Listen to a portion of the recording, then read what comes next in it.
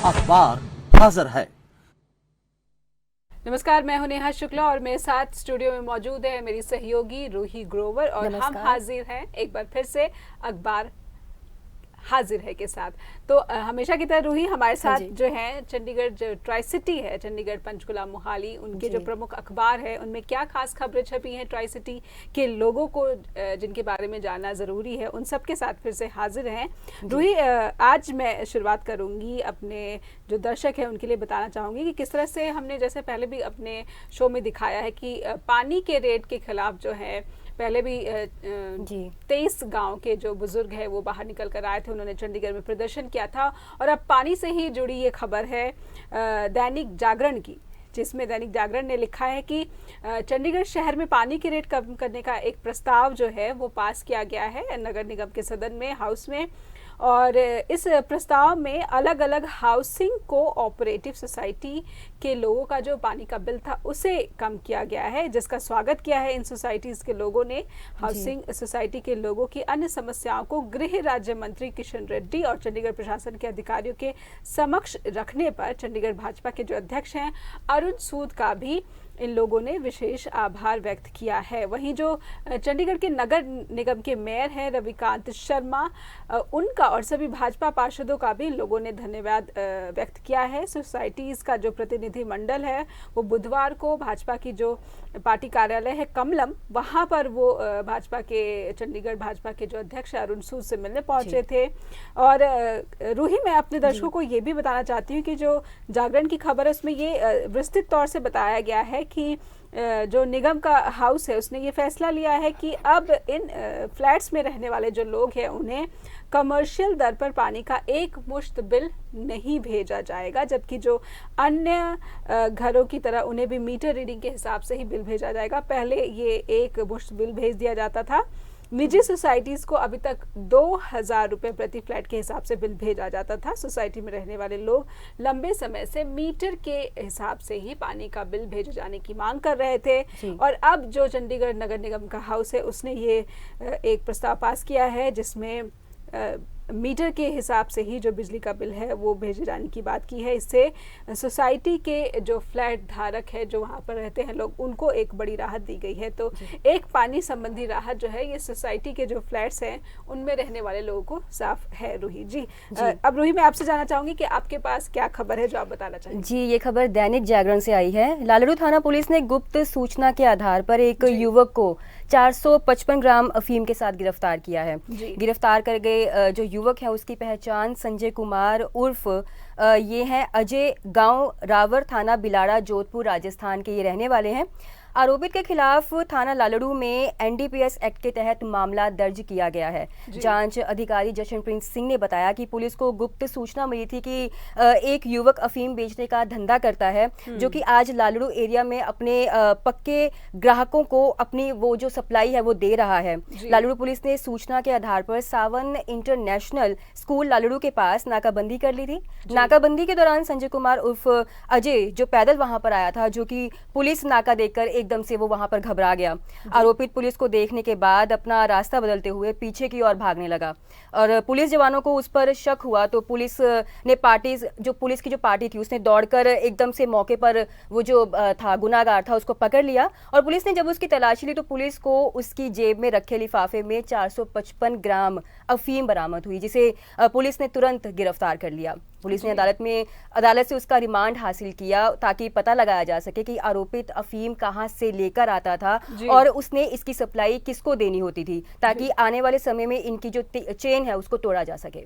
जी बिल्कुल रूही, जिस तरह से ट्राई सिटी में आए दिन हम इस तरह की खबरें देखते हैं कि एक शख्स को गिरफ्तार किया गया, उसके पास से नशे की ये जो है खेप जो है वो बरामद की गई। और एक बार इसी कड़ी में ये एक और खबर जो कि चिंता की बात है कि किस तरह से ट्राई सिटी में अभी भी इस तरह की जो खबरें हैं वो लगातार सामने आ रही हैं। और इससे पता चल रहा है कि ट्राई सिटी में अभी भी जो नशे का कारोबार है वो उस पर लगाम नहीं लग पाया है और आए दिन इसीलिए हम अखबारों में इस तरह की खबरें देखते हैं। जी रूही, मेरे पास भी अभी जो अगली खबर है वो दैनिक जागरण की ही है और यहाँ पर कोरोना से जुड़ी ये खबर है जो मैं दर्शकों को बताना चाहूँगी कि अब जो चंडीगढ़ प्रशासन है उन्होंने एक और सख्ती करने का फैसला किया है और इसमें ये बताया गया है कि चंडीगढ़ के जो होटल्स है, रेस्टोरेंट है, अब उसमें जो पब्लिक गैदरिंग होगी उस पर लगाम लगाई जाएगी। प्रशासन इस बाबत सख्त फैसला ले चुका है कि 50% अब जो गैदरिंग है वो लिमिट कर दी गई है, यानी पहले की तरफ ऐसा नहीं होगा कि कितनी भी तादाद में लोग इकट्ठा हो सकते हैं, यानी इकट्ठा होने की एक तय सीमा रखी गई है। वीकेंड पर इन दोनों जगहों पर सबसे अधिक भीड़ रहती है, जहां चंडीगढ़ के चाहे होटल्स हो, चाहे पब्स हो, इन सब जगह पे, चाहे वो सेक्टर 26 हो, चाहे सेक्टर 35 हो, यहाँ पर काफ़ी जो नाइट लाइफ है रूही देखने को मिलती है और इसी वजह से यहाँ पर वीकेंड में काफ़ी ज़्यादा भीड़ दिखती है और यही वजह है कि चंडीगढ़ प्रशासन ने कोरोना की जो अलार्मिंग सिचुएशन है उसे देखते हुए इन जगहों पर गैदरिंग को कम करने के लिए ये फैसला किया है और कोविड के प्रोटोकॉल को अपनाने की बार बार अपील चंडीगढ़ प्रशासन करता रहा है। जी रूही। जी, अब ये खबर हम दैनिक भास्कर से ले रहे हैं। ये पंजाब में कैप्टन सरकार को जैसे कि सब जानते हैं कि 4 साल पूरे हो गए हैं और इसीलिए राज्य की सियासत हर ओर से गरमाने लगी है। इस बीच पंजाब यूथ कांग्रेस के अध्यक्ष बरिंदर सिंह ढिल्लों ये पंजाब में गैंगस्टर्स के मुद्दे और उनसे यूथ पर होने वाले असर को एक अहम मुद्दा बनाकर इन्होंने मीडिया के बीच में आ गए हैं। उनके साथ एनकाउंटर में मारे गए 2 गैंगस्टर्स विक्की और शेरा खबून के पिता महल सिंह और सरदार जरनैल सिंह भी यहाँ पर मौजूद थे। बुधवार को सेक्टर 15 पंजाब कांग्रेस भवन में आयोजित एक प्रेस कॉन्फ्रेंस में ढिल्लों ने सरकार, मीडिया और गायकों को जमकर कोसा और कहा कि कहीं ना कहीं गैंगस्टर्स को गैंगस्टर बनाने में इनका ही रोल है, इसलिए समाज के प्रति सभी को अपनी जिम्मेदारी समझनी चाहिए और ऐसे कदम लिए जाने चाहिए कि जो भी कोई भी जो व्यक्ति है वो गैंगस्टर ना बने। कॉलेज लेवल पर काउंसलिंग और साइकियाट्रिस्ट की मदद से उसे शुरुआत में ही रोक दिया जाना चाहिए। उन्होंने ये भी कहा कि हम पंजाब की सरकार को राज्य में जल्दी कल्चर पॉलिसी और एक बोर्ड लाने के लिए भी कहेंगे।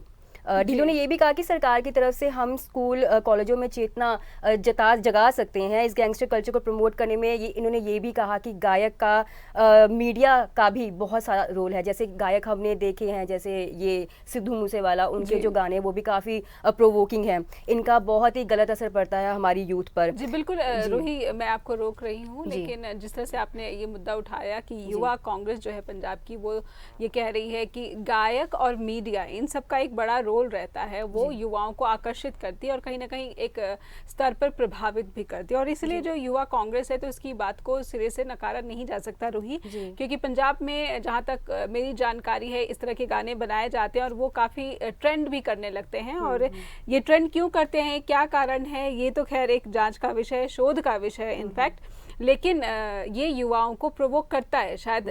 और पंजाब में जो क्राइम है उस तरफ जब युवा जाता है तो उसका क्या हश्र होता है। जैसा कि आपने अपनी खबर में बताया कि जो गैंगस्टर है उसके परिजन भी इस जो मीटिंग की थी उन्होंने चंडीगढ़ युवा कांग्रेस के अध्यक्ष और कार्यकर्ताओं ने उसमें उस समय मौजूद थे, तो ये दर्शाता है कि परिजन भी अपने बच्चों को ये देखकर कि वो अपराध की दुनिया में चला गया है, ये काफ़ी आहत होते हैं और पूरी ज़िंदगी का एक नासूर बन जाता है ऐसे परिवार वालों के लिए, क्योंकि वो समाज में भी एक जो धिक्कार है उसकी नज़र का सामना करते हैं और उसके अपनी जो पारिवारिक ज़िंदगी है वो भी उनकी ख़राब हो जाती है। जी रूही। जी नहीं, और ये भी मतलब देखा गया है कि जो बच्चे हैं, मतलब ये हैरानी करने वाली बात है कि बच्चे इसको टशन की तरह लेते हैं, ठीक है। और गन कल्चर के गाने देखकर भी जो युवा है काफ़ी भड़क जाते हैं। वो मतलब बोलते हैं कि सरकारें आती जाती रहती हैं, सरकारें दावे करती हैं कि हमने अच्छा काम किया, लेकिन अच्छा काम किया भी या नहीं। और ये भी कहा गया कि वहीं इन सब के बीच बात करें तो युवाओं के पीछे जो मुद्दे हैं वो पीछे रह जाते हैं, जबकि इस वक्त नशा, नौकरी युवाओं के अहम मुद्दे बन चुके हैं। वो बोलते हैं कि हमारे साथी गुरलाल की हत्या की गई, उसमें मारने वाला और हत्यारा भी युवा ही था और युवाओं का बड़ा मुद्दा नशे के साथ साथ गैंगस्टर का भी रहा है। जी, और अगर गुरलाल की हत्या हुई तो उसका दुख भी हुआ, तो साथ में ये भी कहा कि जो गैंगस्टर बन रहे हैं, जबकि ये सोचने वाली बात है कि वो गैंगस्टर बने कैसे। जी नेहा। जी बिल्कुल रूही, गैंगस्टर बने कैसे इसका भी ध्यान रखना चाहिए। जब पुलिस ऐसे युवाओं को पकड़ती है तो वो युवा के क्यों आखिर इस अपराध की दुनिया में आया, इस पर भी जो है शोध किया जाना चाहिए और इसे किस तरह से रोका जा सकता है रूही, इस पर भी जानने की लोगों को ज़रूरत है। ना ही लोगों को बल्कि संबंधित जो विभाग हैं वो कैसे युवाओं में अवेयरनेस ला सकते हैं, जागरूकता ला सकते हैं कि पंजाब के युवाओं को शुरू से ही एक नशा का जो धंधा है पंजाब में वो काफ़ी खराब करता आया है और एक बड़ा मुद्दा है पंजाब का कि युवाओं को इस नशे की गर्द से बाहर निकाला जाए और रोज़गार, इसीलिए जैसे युवा कांग्रेस ने कहा कि रोज़गार की भी जो समस्या है पंजाब के युवाओं के सामने वो है और यही वजह है कि कुछ युवा रोज़गार की तलाश में शायद अपराध की दुनिया में प्रवेश कर जाते हैं और जिस तरह से आपने कहा कि टशन भी एक तरह का होता है और यही वजह है कि जो युवा बहक जाते हैं और अपराध की दुनिया में चले जाते हैं। तो हमारी अपील हमारे दर्शकों से यही कि अगर वो किसी तरह से अपना योगदान दे सकते हैं युवाओं को जागृत करने में तो कृपया आगे आएं और अपने आसपास के युवाओं को जागृत करने में अपना योगदान दें। अगली खबर मैं रूही बताऊंगी, ये दैनिक भास्कर से है और ये खबर ये बताती है कि किस तरह से जो ट्राई सिटी में चोर है वो चोरी की घटनाएं कम होने का नाम नहीं है। उन बेशक जो पुलिस है उन पर नकेल कस लेती है, उन्हें गिरफ्तार कर लेती है, लेकिन ये कारनामों को अंजाम देने में बाज नहीं आते। और ये इस बार ये जो चोरी का कारनामा है रूही, वो एक मंदिर को उसका शिकार बनाया इन चोरों ने। जी, मतलब मंदिर को भी बख्शा नहीं गया। जी, तो पहले भी इस तरह की घटनाएं ट्राई सिटी में सामने आती रही हैं रूही। तो ये खबर जो दैनिक भास्कर में आई है वो ये कहती है कि चोरों के हौसले इतने बुलंद हो गए हैं कि लगातार शहर के मंदिरों को निशाना बनाया जा रहा है। मंगलवार देर रात भी चोरों ने धनास के एक मंदिर को निशाना बनाया, मंदिर का ताला तोड़ दिया गया और दान पेटी जो थी वहां पर मंदिर में उसको लेकर ही जो चोर है वो फरार हो गया। मंदिर के पुजारी का कहना है कि 10 से 15 हजार रुपए इस दान पेटी में रहे होंगे। पुलिस मौके पर पहुंची, मामला दर्ज कर लिया है और पुलिस ने मंदिर के आसपास जो सीसीटीवी कैमरा लगा हुआ था उसकी फुटेज अपने कब्जे में ले ली है। और धनास का ये सनातन धर्म मंदिर शनिदेव के मंदिर में खास तौर पर ये दान पेटी रखी गई थी और वहां से ये चुराया गया शनिदेव के मंदिर से। बुधवार को सुबह जब पुजारी वहां पर पहुंचे तो पता चला कि वहां पर दान पेटी ही नहीं है। तो इसके बाद मंदिर के दूसरे सदस्य को इसकी जानकारी दे दी गई और फिर वहां पर पुलिस भी पहुंच गई। सेक्टर 8 के मंदिर में भी, शिव मंदिर जो है सेक्टर 8 का, वहां पर भी चोरी की गई थी। गोल्ड और सिल्वर की लाखों की ज्वेलरी नकदी लेकर फरार हो गए थे। ये भास्कर ने अपने पॉइंट्स में लिखा है। यहाँ ये घटना भी सीसीटीवी कैमरे में कैद हुई थी। ये जो चोर आए थे वो 3 से 4 बजे के बीच आए थे रूही। और इसी तरह की एक और घटना सेक्टर 16 के सनातन धर्म में थी जहां पर 3 नकाबपोश युवक घुसे थे। उन्होंने चांदी के मुकुट चुराए थे, दानपत्र और छत्र की चोरी की थी और पुजारी जो थे उनके कमरे को बाहर से इन्होंने बंद कर और सीसीटीवी कैमरे की तार भी निकाल ली थी। तो ये जो चोरी की कुछ घटनाएं जो बीते समय में हुई, ये भी दैनिक भास्कर में लिखी गई है कि वहाँ पर ज़्यादा कीमती चीज़ों की चोरी की गई थी, सोने और चांदी के गहने लिए गए थे। और लेकिन ये जो ताज़ा घटना हुई है जो शनिदेव का मंदिर था धनास में, वहाँ दान पेटी लेकर रफू चक्कर हो गए। तो युवा चोर जो लग रहा है रूही वो ट्राई सिटी में एक्टिव है। ये क्या, ये कोई गैंग है? ये तो पुलिस की जांच का विषय है, लेकिन ये साफ लग रहा है कि युवा जो है ट्राई सिटी का एक गिरोह है इन युवाओं का जो बाकायदा अर्ली मॉर्निंग जो तड़के होता है, भोर जिसको कहते हैं, वो आता है उस समय और सीसीटीवी कैमरों का भी उन्हें पहले से ही पता होता है और वो फिर वहां पर जो दान की गई सामग्री होती है या फिर नकदी होती है उसे लेकर रफू चक्कर हो जाते हैं। पुलिस फिर भी नेहा जी, मानिए ना या ना मानिए, कैमरे की निगरानी में तो होते ही हैं जी। लेकिन वो कितने कामयाब होते हैं, चोरों को कितना पकड़ा जाता है, पुलिस कितनी कामयाब होती है, इसके अभी देखा जाए तो उतनी कोई सक्सेस रेट है नहीं, क्योंकि बार बार ये चोरियां हो रही हैं तो ये बता रही हैं कि गैंग काफी बड़ा है और पुलिस शायद गैंग के जो सदस्य हैं उन तक कम ही, सभी को पकड़ पाने में कम ही कामयाब हो पा रही है। जी रूही, मेरे पास एक और खबर है जो चंडीगढ़ की ही है, भास्कर की ही है। उसमें इन्होंने लिखा है कि नवजोत कौर सिद्धू जो है, जो जाने माने नेता कांग्रेस के हैं, नवजोत सिंह सिद्धू, उनकी पत्नी है, उनको एक जिम्मेदारी सौंपी गई बुधवार को, जिसमें अखिल भारतीय जाट महासभा पंजाब की महिला इकाई का अध्यक्ष उन्हें चुना गया। और इस मौके पर नवजोत ने कहा है कि वो महिला किसानों को एकजुट करने पर पूरी ताकत लगा देंगी, क्योंकि मौजूदा वक्त में पंजाब में किसानों की जो मांग है उसका मुद्दा सबसे प्रबल है और इसीलिए उनका पूरा ध्यान रहेगा कि वो महिला किसानों को एकजुट कर पाए। हालांकि ये भी एक राजनीति का जो है अड्डा रहा है। यहाँ पर पहले नियुक्ति जो हुई थी अखिल भारतीय जाट महासभा में, वो जो कैप्टन के करीबी थे उनकी नियुक्ति हुई थी, लेकिन अब इन नियुक्तियों को रद्द कर दिया गया है। और क्योंकि नवजोत सिंह सिद्धू और कैप्टन की जो तनातनी है ये अखबारों की सुर्खियां बनाती रही है, इसीलिए ये कहा जा रहा है कि ये जो ताज़ा भर्ती हुई है नवजोत कौर सिद्धू की अखिल भारतीय जाट महासभा की पंजाब इकाई की महिला शाखा में, ये कहीं ना कहीं किसी राजनीति का ही नतीजा है। तो रूही, आज अखबार की सुर्खियों में जो हमने अपने दर्शकों के लिए खबरें पेश की, मुझे उम्मीद करती हूँ कि चाहे वो कोरोना की हो, चाहे वो अपराध की दुनिया की हो, वो खबरें जो जनता तक पहुंचाई जानी थी वो हमने दे दी है। इसके अलावा रूही, आपको क्या लगता है कि हम रोज़ाना अखबारों की सुर्खियों के साथ, अखबारों की खास खबरों के साथ अपने कार्यक्रम में आते हैं और एक ही तरह की जो खबरें हैं लगातार अपने दर्शकों तक हम पहुंचाते हैं। जी, सबसे ज़्यादा कोरोना वायरस की। जी, तो ट्राई सिटी में इस वक्त जो मुझे लग रहा है कि जो प्रोमिनेंट है, जो लोगों की ज़िंदगी को, आम जिंदगी को प्रभावित कर रहा है, वो कोरोना ही है।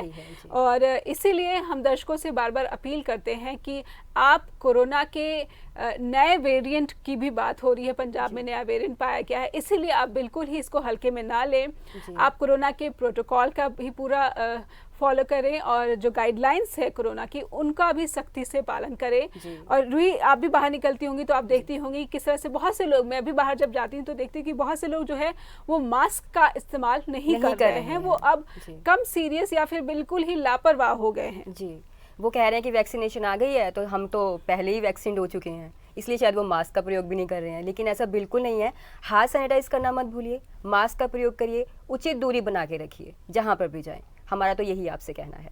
जी रूही, तो उम्मीद करती हूँ कि हम बार बार अपने दर्शकों से अपील करते हैं कि वो कोरोना गाइडलाइंस का जो है फॉलो करें, उन्हें फॉलो करें और उनको अपनाएं। उनको ये बिल्कुल ना समझे कि अब ये बीमारी नहीं है। शुरू में डरने की बात थी, अब डरने की बात नहीं है, बल्कि डरने की बात ज़्यादा होगी। अलार्मिंग स्थिति बनी हुई है पंजाब में या ट्राई सिटी में, क्योंकि ट्राई सिटी के जो लोग हैं, चाहे वो मोहाली में है, चाहे वो पंचकुला में है, चाहे वो चंडीगढ़ में, सबका एक दूसरे की ज़िंदगी पर असर रहता है। तो अपना ख्याल रखें, अपने आसपास के लोगों का ख्याल रखें और कोरोना के गाइडलाइंस का पालन ज़रूर करें। फिलहाल अखबार हाजिर में इतना ही। नमस्कार। नमस्कार। अखबार हाजिर है।